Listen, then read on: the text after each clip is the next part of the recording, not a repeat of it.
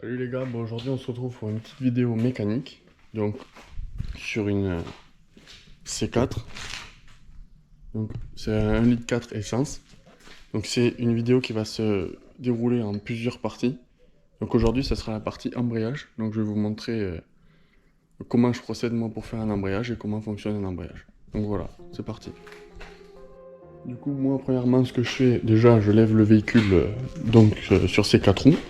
Donc ça, je vais vous le passer, c'est pas très intéressant, mais voilà, moi je lève le véhicule, et je commence déjà par les trains roulants, donc je vais enlever les roues, les cardans, les rotules, tout ça, et après je passe sur le haut, donc tout ce qui va être bac batterie et tout le reste, donc tout ça là. Ça faut virer, tout, boîte à air, tout ça on vire, voilà. Donc allez, je vous passe le démontage, parce que ça c'est un peu long, je vous reprends après. Voilà les gars, j'ai sorti du coup, déjà j'ai levé la voiture sur ces 4 roues. Sur les chandelles, bon le pont un jour il sera là, mais bon pour l'instant non. Donc là j'ai sorti les deux roues, donc maintenant je vais sortir donc de ce côté, le côté gauche, donc où il y a la boîte. Donc ici je vais sortir le pare-boue.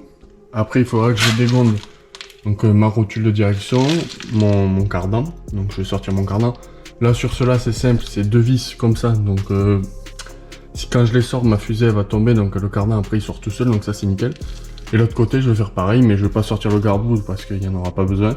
Je vais juste sortir donc comme ce côté sur le train roulant, mon cardan, ma rotule de direction et ces deux vis, et puis voilà. Et après, je vidange la boîte avant parce que sinon, quand je vais sortir le cardan, il va y en avoir partout.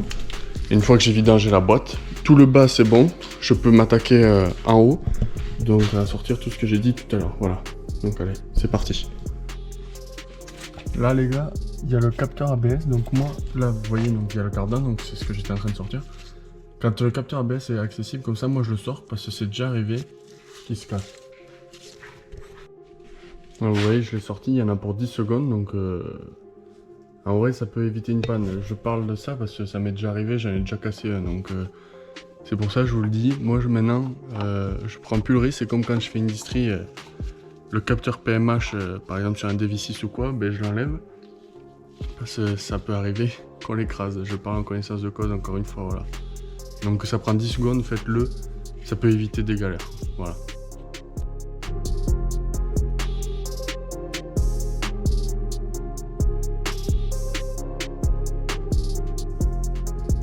Bon les gars, je vous reprends après avoir démonté les quelques pièces que je vous ai dit. Donc là j'ai démonté ma boîte à air qui était là, ma batterie et mon bac batterie.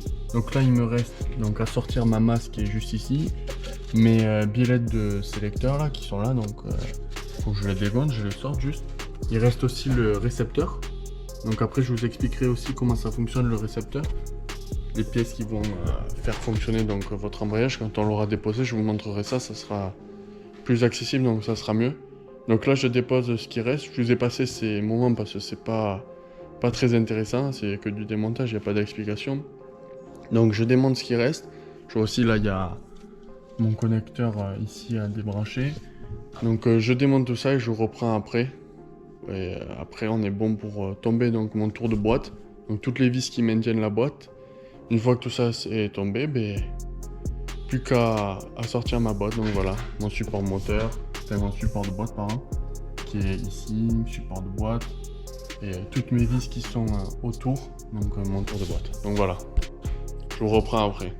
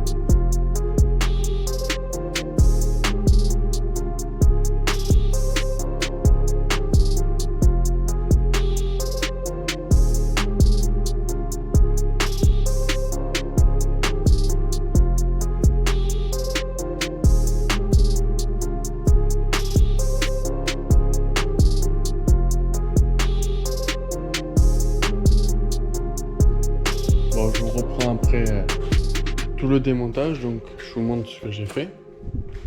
J'ai démonté du coup. Donc là, je viens de tomber mon support de boîte. Donc là, la boîte elle tombe par terre, donc j'ai mis bien sûr un cric. Je vous montre un cric au niveau de mon carter d'huile, donc qui maintient mon moteur quand même, parce que si je le sors comme ça, ben, je vais me retrouver avec un moteur par terre, donc ça sera plus simple pour tomber la boîte, mais c'est pas terrible quand même. Après, j'ai sorti donc mon récepteur là, qui est là. Donc les rotules, comme j'avais dit, les rotules de sélection et tout. Mon démarreur qui est derrière, je peux pas vous le montrer parce qu'il est derrière là-bas. Après, la barre, comme je vous avais dit, qui est ici.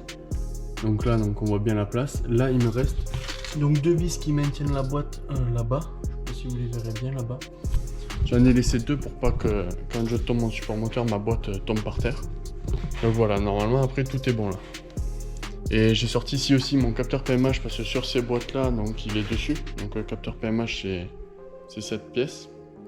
Donc à faire attention de ne pas l'abîmer parce que sinon la voiture ne redémarrera pas. Donc là on est bon, donc je vais démonter mes 2 vis et sortir ma boîte et je vous reprends quand j'ai sorti la boîte. Allez.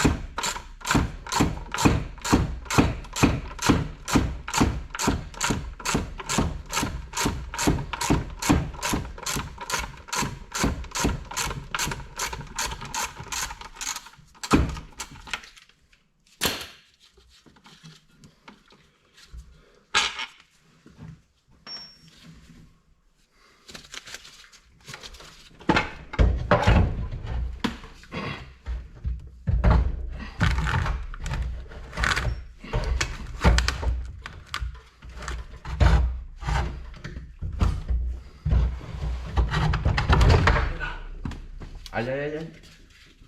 Ah putain.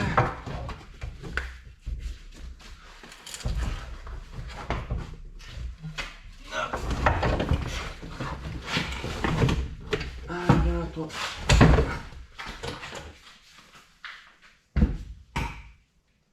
Aïe aïe aïe.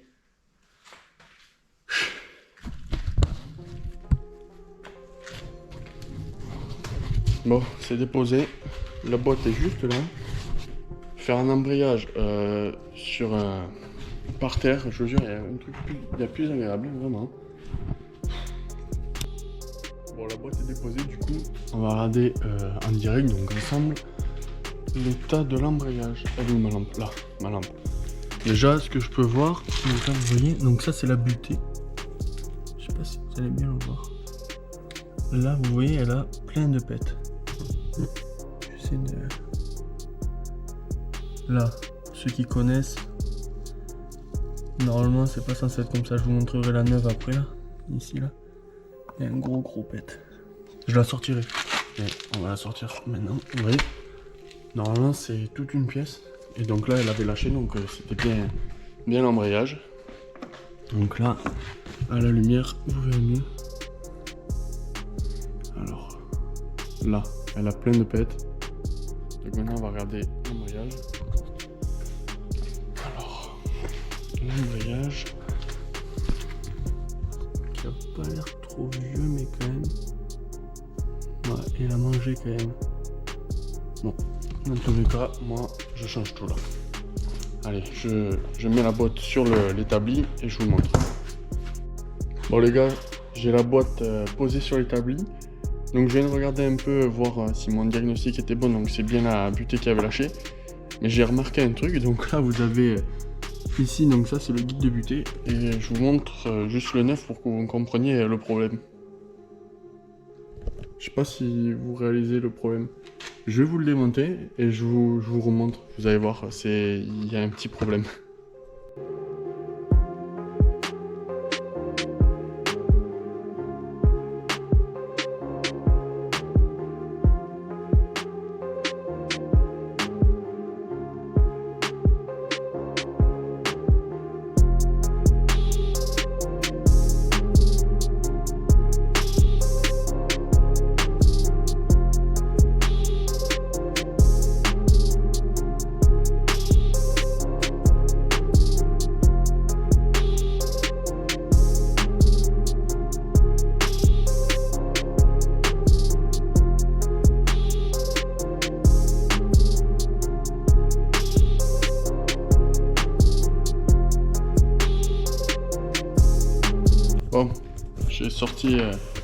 le guide de butée, donc du coup je vous montre la différence. Le neuf, le vieux. Je crois qu'il y a un petit problème. Donc du coup, mon diagnostic, le guide de butée, donc cette partie-là c'est desserti. Et si vous regardez là, elle est dedans. On le voit dedans là. Dans la butée. Donc voilà le problème. Donc là on va tout changer. Et puis on va repartir tout ça en neuf. Donc moi là quand je fais un embrayage, je change donc guide de butée, donc là j'ai bien fait de le commander, donc butée bien évidemment, embrayage qui est juste là, et aussi bon, la fourchette. Alors ça, il y en a qui la changeront pas, mais moi je la change à chaque fois, je préfère.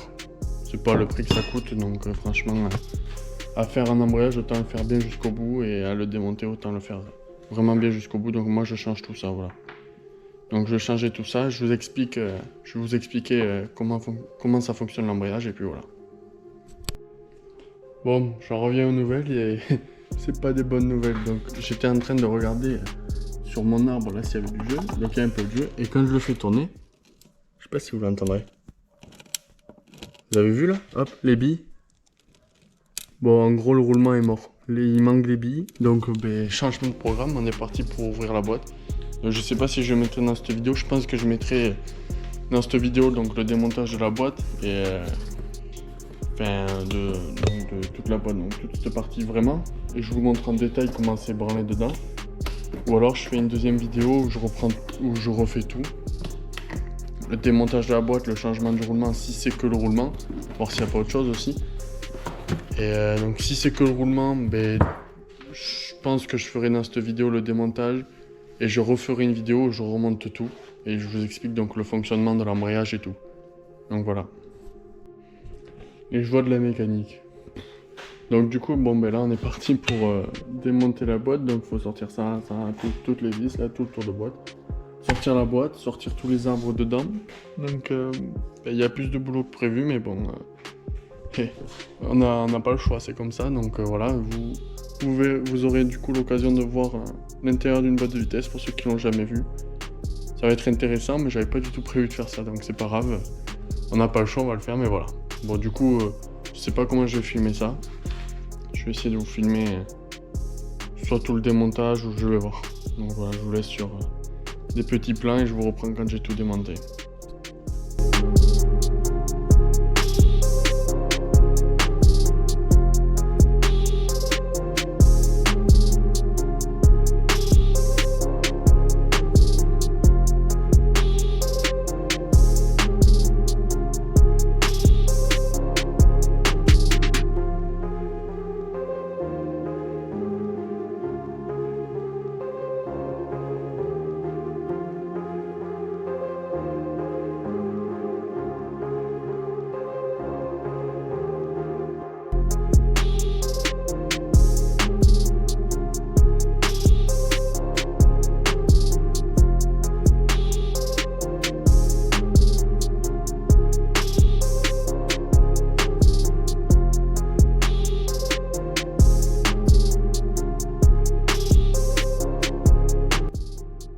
J'ai sorti le carter de boîte là.